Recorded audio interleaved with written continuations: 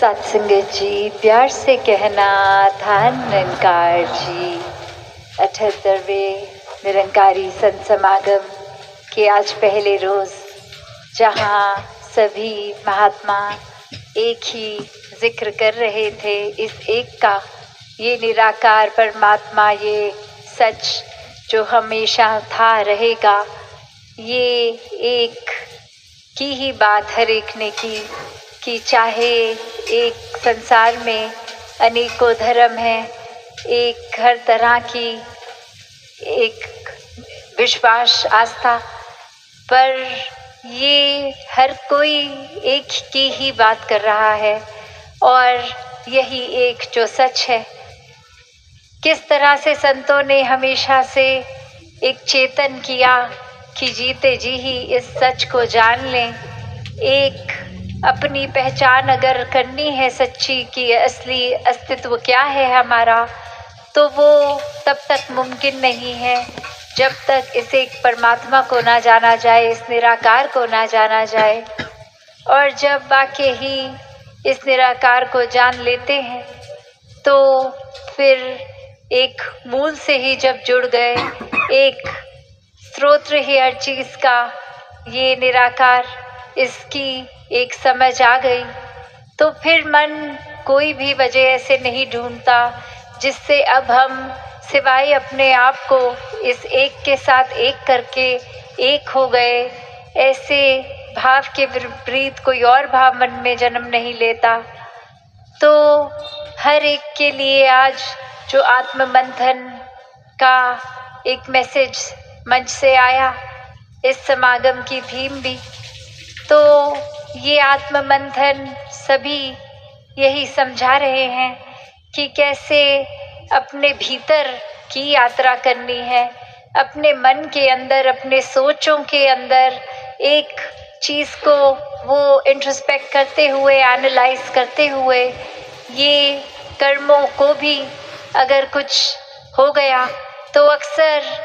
सब यही समझाते हैं कि कुछ हुआ भी तो एक बार सोचो कि ये सही किया कि नहीं किया। एक अपनी सोच कर्म करने से पहले जो आती है, उसी लेवल पे अगर हम खुद को ठीक से चैनलाइज कर लें, एक खुद को ही अपने अंदर ये सोचो कि लड़ी जो छिड़ जाती है उसको ही सही रखेंगे, तो फिर वो कर्म नहीं बनेंगे, वो व्यवहार नहीं बनेगा। तो कैसे हर एक ने जहाँ ये सिखलाई दी कि खुद से शुरुआत करनी है, अपने अंदर एक अच्छाई लाके तब्दीली करनी है, क्योंकि ये बात आती है, जिस तरह हम वो उदाहरण भी अभी हमने सुना कि हिरन का दिया गया, कि हिरन के तो अंदर वो कस्तूरी अपनी ही नाभि में, और वो खुशबू इतनी स्ट्रॉन्ग फील कर रहा है और पूरे जंगल में जा के ढूंढ रहा है कि ये कहाँ से आ रही है इतनी खुशबू, और इतना रेस्टलेस हो के फिर वो हिरन जगह जगह जा रहा है, ढूंढ रहा है, इस बात से अनजान, बेखबर कि ये खुशबू तो मेरे भीतर से ही आ रही है। उसी प्रकार यही परमात्मा जो जितना बाहर है उतना ही भीतर है, और ये भीतर होने के बावजूद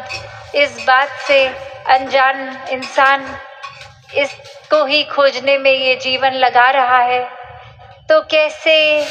ये परमात्मा तो हर समय हर जगह मौजूद है, एक सिर्फ पहचान की बात है, इस एहसास की, ये ब्रह्म ज्ञान द्वारा ये सच को जान लेने की बात। कैसे फिर अपने जीवन में हर कोई जब ये जान लेता है, तो फिर एक संत प्रवृत्ति आ जाती है, फिर वो एफर्ट भी नहीं करना पड़ता कि अब आत्ममंथन किया जाए। ये तो स्वयं हर पल भक्त प्रवृत्ति जो आती है, वो एक उसका कैरेक्टरिस्टिक, एक उसका आचरण ही एक आत्ममंथन वाला जीवन बन जाता है। कैसे एक हर कोई फिर अपने जीवन में जहाँ कोई भी कदम इस तरह का जो खोरा हो, रूखा हो, चोट पहुंचाने वाला हो, ऐसा एक नहीं लेता, क्योंकि ये एहसास आ जाता है कि जब भीतर भी परमात्मा है, बाहर भी परमात्मा है, तो फिर एक जो इंडिकेशन होती है हर एक की कभी कि ये हम ऐसे हैं नहीं,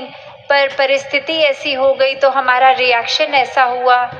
तो वो बात तो फिर रह ही नहीं जाती, क्योंकि हर समय ही भक्तों के अंदर तो प्यार ही है। जैसे अक्सर दासी वो कहानी भी सत्संग में रखती है कि कैसे एक अगर मन में गुस्सा है तो वो आसपास किसी ने गुस्सा दिलाया हो या ना, फिर भी एक हम तैयार ही थे गुस्सा करने के लिए, तो ये अंदर की चीज़ बाहर आ गई, जैसे बाहर कोई वो स्टिमुलस था भी कि नहीं, बस हम तैयार हैं एक अपना बाहर वो जो अंदर भीतर मन के चल रहा है उसको निकालने का। तो क्यों ना अंदर हर समय की मिठास ही भर दी जाए, क्यों ना अंदर हर समय एक ठीक विचारधारा को बसाया जाए। और ये करना कोई कार्य नहीं बन जाता, सिर्फ और सिर्फ उसके लिए हमें इस निराकार का आसरा लेकर, इसको जान के पहचान के एक होकर इस निराकार से फिर वो बाय प्रोडक्ट हर एक के साथ एकता, हर एक के साथ प्यार, हर एक का आदर, हर एक का सत्कार, ऐसा भाव बन जाता है। कैसे मन फिर अपने ही अंदर एक हर एक के प्रति समर्पित हो जाता है। ये एक कुछ एफर्ट की बात नहीं, ये सब कुछ एफर्टलेसली होता जाता है, ये स्वाभाविक बात हो जाती है। अपने आप को फिर एक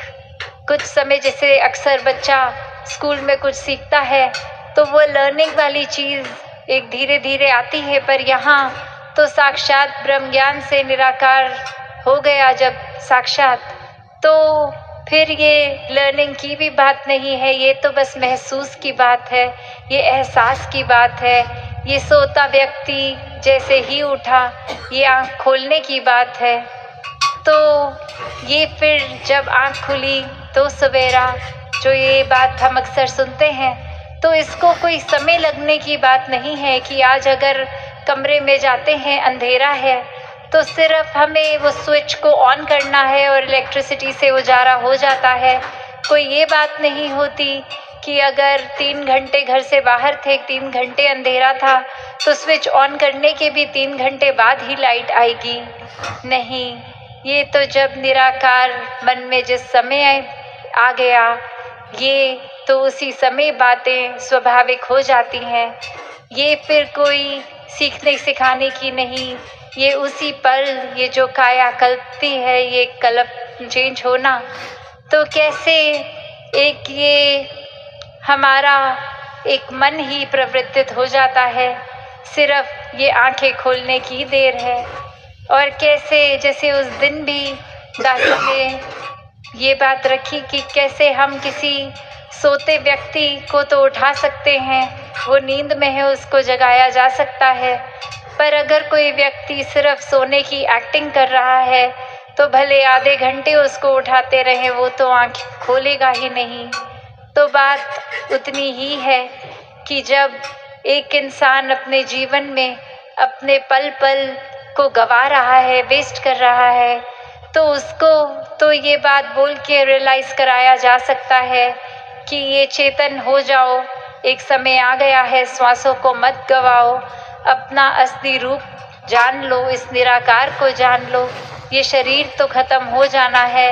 इस मन के विचारों ने भी सब समाप्त हो जाना है, संसारिक अचीवमेंट्स भी उस पल हमारी वहीं की वहीं रह जाएंगी, एक घर परिवार रिश्ते सभी समाप्त हो जाएंगे। तो असली चीज़ क्या रहेगी? ये आत्मा और परमात्मा का मिलन, जो ये मुक्ति की बात होती है। तो इसके साथ ही जब एक मिलन हो तो वही ये अंधेरे में रहने वाला व्यक्ति, ये सोता इंसान, ये मिलन, ये ब्रह्म ज्ञान से जाग जाता है। और वहीं अगर कोई उस तरह की एक आदत रखता है, नियत रखता है, हमेशा अगर उनको प्रेरित भी किया जाए कि निराकार को जान ले, सत्संग चलें, तो वो फिर अगर फ्री भी हैं तो भी बहाना करेंगे, नहीं वो हम बिज़ी हैं, या फिर सत्संग आकर भी वो भाव से रस इसलिए होगा कि ये मेरे मित्र मुझे कब से कह रहे हैं कि चलिए, पर वो एक सिर्फ मन रखना या एक सोशली वो एक कि हम उनके घर जिस तरह किसी के जाते हैं और इनवाइट अगला करता है, तो वो एक उस लेवल की बात रख के वो एक आ जाते हैं, पर ध्यान नहीं अगर लग रहा तो फिर यही बात होती है कि हम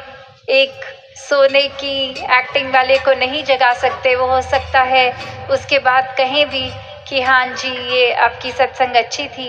पर अगर उनसे एक बारी बात में पूछ लिया जाए कि आपको सबसे अच्छी बात क्या लगी, तो शायद कोई आंसर नहीं होगा उनके पास, क्योंकि सत्संग के दौरान उनका शायद अपना ध्यान अपने बाकी दिन को ऑर्गेनाइज करने या घर परिवार में है। या फिर ये तो दूर का कोई एग्जाम्पल हुआ, हम अपनी ही अगर बात करते हैं कि एक तरफ तो हम ये क्लेम कर रहे हैं कि हम उठ गए हैं, चेतन है, ब्रह्म ज्ञान है जीवन में, एक हमारी अवस्था जागरूक हो गई है, और वहीं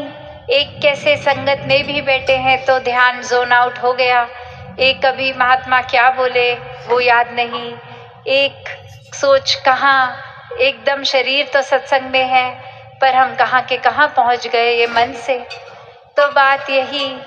जैसे सुबेबी दासी ने रखा ये भाव कि आत्म मंथन कोई दिमाग से सोचों को एक चैनलाइज करने की बात नहीं है, ये आत्म मंथन, ये सेल्फ इंट्रोस्पेक्शन, ये जर्नी विद इन कोई सिर्फ साइकोलॉजिकल बात नहीं हो रही, ये स्पिरिचुअल बात हो रही है, एक आध्यात्मिक बात हो रही है, सिर्फ मानसिक रूप से नहीं, ये आध्यात्मिक रूप से बदलाव अपने अंदर की यात्रा को हर किसी ने करना है। अपने अंदर जाकर बहुत गहराई में अक्सर ये भी बात आ जाती है कि अपनी ही बात कुछ कहीं ना कहीं कुछ रियलाइज़ हुआ कि हमने गलत कर दी, तो अक्सर हम वो थॉट को ही ब्लॉक करना चाहते हैं जानते हुए गलती हुई, पर शायद इतना ही अंदर शर्मिंदा है कि उसको कॉन्शियस लेवल पे बाहर ही नहीं लाना चाहते फिर से, तो ये आत्म मंथन करते ही नहीं, अंदर सोचते ही नहीं, वरना वो एक अनकंफर्टेबल उस पल में अगर हम हो रहे हैं तो थोड़ी देर खुद को वहाँ अगर रख के देखें और सोचें कि फिर कहीं ऐसी स्थिति आ गई तो हम ये तो कर लें कि हमारा इस बार किस तरह का रिएक्शन रहे। वो पल ज़रूर हमने निराकार को सामने नहीं अपने देखा, उस पल भुला दिया तो शायद इस तरह के बोल निकल गए, कर्म हो गया, पर अगली बार इस तरह से निराकार को हर समय ही अगर रखेंगे तो वो पल ऐसा कभी भी, कभी 5 मिनट बाद या 3 सालों बाद कभी भी उस तरह की घटना फिर अगर आए तो फिर एक सोचने की वो फ्रैक्शन ऑफ अ सेकंड भी ना लगे, क्योंकि वो अब अंदर से रिएक्शन आ रहा है। वो एक अक्सर जैसे राजमाता जी भी उदाहरण देते थे कि चीनी की बोरी के अंदर अगर चीनी है तो कहीं से फट जाए चीनी बाहर आएगा, और अगर कुछ कचरा भी है बोरी में तो फटेगा तो कचरा ही बाहर आएगा। तो वही बात है कि कुछ सोचने समझने का अक्सर वो मोमेंट मिलता ही नहीं है, तुरंत कुछ होता है जिसमें एक रिएक्शन रूप ही एक हम इनवॉलंटरी करते हैं, तो उसमें वही उस समय बाहर आएगा जो अंदर होगा। कैसे फिर एक अगर अंदर ही हमारे ये निराकार होगा तो बाहर हमारा व्यवहार खराब हो ही नहीं सकता। ये तभी खराब होता है जब अहंकार मन में हो। ये चाहे शब्द निराकार और अहंकार कितने सिमिलर साउंड करते हैं, पर बात वही है कि बेशक निराकार हर जगह है, पर जिस समय मन में हमने अहंकार डाल दिया उस समय निराकार मन में है ही नहीं। तो ये निराकार को मन में बसाएं, अहंकार को गवाएं, और यही एक अहंकार ही, ये ईगो ही है जो हम जब अपने आप को सोचते हैं कि हम बिल्कुल ठीक हैं, हमसे सयाना तो कोई है नहीं, हमसे ज़्यादा अच्छा तो ये काम कोई करने वाला है ही नहीं, तो ये बात फिर आत्म मंथन की आएगी ही नहीं। जब हम इम्प्रूव करना ही नहीं चाहते तो ये तो अपने आप को हमने खुद ही शाबाशी दे दी, खुद ही डिक्लेयर कर दिया कि हम बहुत अच्छे हैं, परफेक्ट हैं, तो फिर स्कोप ऑफ इम्प्रूवमेंट कहाँ है? और ये आत्म मंथन हम क्यों कर रहे हैं? आत्म मंथन इसीलिए किया जाता है क्योंकि एक खुद की समझ और गहराई से लें, हम ये समझ पाएँ कि किस समय हमारी कहाँ कमियाँ हैं, किस समय हम चीज़ों को और बेहतर कर सकते हैं, किस समय एक हम दिन में शायद इस मटीरियलिस्टिक वर्ल्ड में इतने गुम हो जाते हैं कि उस समय निराकार को ही भूल जाते हैं। तो हर चीज़, हर इम्प्रूवमेंट के लिए ये संदेश भक्त आज आत्ममंथन का दे रहे हैं कि चाहे कोई भी बात से इसको जोड़ लें, एक यही बात निकलती है, जब तक हम अपने अंदर ही क्लियर नहीं है, क्लैरिटी नहीं है, तो फिर बाहर वो कन्फ्यूजन ही आएगा, वो सोच में, कर्मों में, बोली भाषा में। और जब खुद ही अंदर इतने स्पष्ट होते हैं, ये मन स्थिर होता है निराकार से जुड़ के, तो ये भी कब होता है वो भी हमें पता है। जैसे हम अगर किसी ग्लास में कुछ स्पून से घोल रहे हों, कोई लिक्विड है, तो वो राउंड स्टर जैसे गोल घुमाते हैं चम्मच को, तो एक वो इफेक्ट व्हर्लपूल जैसा, वो कितनी देर जब चम्मच निकाल भी लिया जाए तो पानी नहीं टिक रहा, और थोड़ी देर बाद वो ऐसे स्टिल हो जाता है टेबल पे पड़ा ग्लास कि वो बिल्कुल अब नहीं हिल रहा। तो बात वही है कि जब ये आत्ममंथन कर लिया, ये अपने सुधार की ओर का रास्ता ले लिया, अंदर वाकई ही खुद को बदलने के लिए ये दृढ़ निश्चय करके निराकार का आसरा लिया, तो फिर अब हमारे अंदर की सारी हलचल शांत हो गई। ठीक उस पानी की तरह कि आत्ममंथन के टाइम तो चाहे वो पानी ठहराव में नहीं होगा, हमारी एक मन हमें हर दिशा के हर ऑप्शंस को सोचकर फिर एक कंक्लूजन जो ये निराकार निकलेगा, उसके ही आश्रय से ये पानी रूप मन ये स्थिर हो पाएगा। तो बात वही जो हर किसी के मन की है कि हर समय एक अपना बिहेवियरल करेक्शन तभी हम रख सकेंगे जब वाकई ही हमारा मन करेक्ट होगा, हमारी सोच करेक्ट होगी। तो वही रास्ता एक ठीक करने की ही अवस्था, यही भक्ति है। तभी भक्ति में सबसे पहले ये ही गुणों का जिक्र होता है कि प्यार, प्रीत, नम्रता, ये हम्बलनेस की बात आती है। और हम्बल वही हो सकेंगे जो एक वाकई ही अपने जीवन में ये मान लेंगे कि ये निराकार ही करता धरता है। जिस पल हम खुद को एक डूअर बना लेते हैं, खुद को मान लेते हैं कि ये हम ही कर रहे हैं, तो फिर वो कर्म हमारे बेड़ी रूप बन जाते हैं। बेड़ी जो एक चेन है, चाहे वो अच्छे कर्म है तो वो सोने की चेन है जो फिर भी हमको रिस्ट्रिक्टेड और हमें भार हम पे डाल रही है, और अगर बुरे कर्म है तो वो लोहे की बेड़ी जो फिर अगेन हमें रिस्ट्रिक्टेड रख रही है। पर जब हम वाकई ही मन से एक अच्छाई बुराई ये करने की भाव को हटा रहे हैं, निराकार को सब कुछ समर्पित सौंप रहे हैं, तो फिर अब डूअर ही वो है तो कर्म हम नहीं कर रहे। पर ये कोई शातिर सोच या चालाकी से नहीं कि अब हमने कुछ नेगेटिव कर दिया और अपना पल्ला झाड़ के बोला कि ये तो नंगाड़ ने कराया है, हमने तो अपना सौंप दिया था, अब ये चीज़ हुई तो हमने थोड़ी करी, ये तो निराकार ने करी। यहाँ ये चालाकी आ रही है। तो कैसे